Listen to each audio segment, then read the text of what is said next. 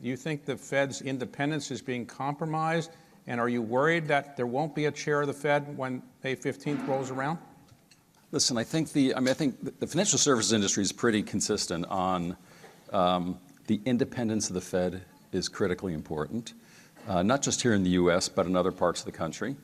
And when you think about just the way our governing system works, it's different than a place like China where there's long-term management, long-term goals, high coordination across all the different areas of government.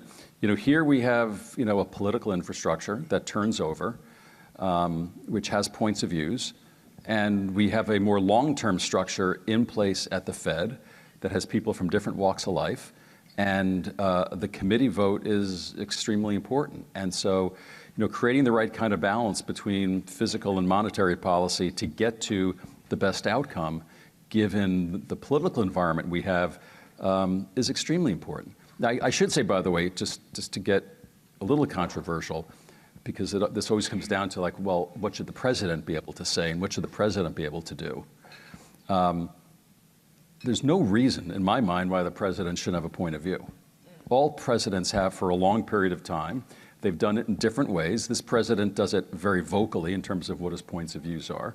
But even as it comes to, who he's choosing to nominate for the Fed, in this case, he's chosen someone who has a point of view on what's going on in the world, AI, what it's going to mean for jobs, what it's going to mean for productivity, and that's his point of view, and it's got to be approved by Congress. But this idea that there's total separation is just not true, but it is true when it gets to the actual decision making, and that's really important. Well, let's say eventually the person nominated by the president will be confirmed.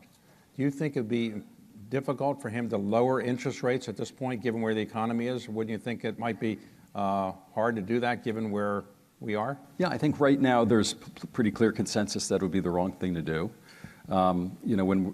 Until the Iran conflict is, in terms of, it's clear what the end is in sight, there's real risk out there.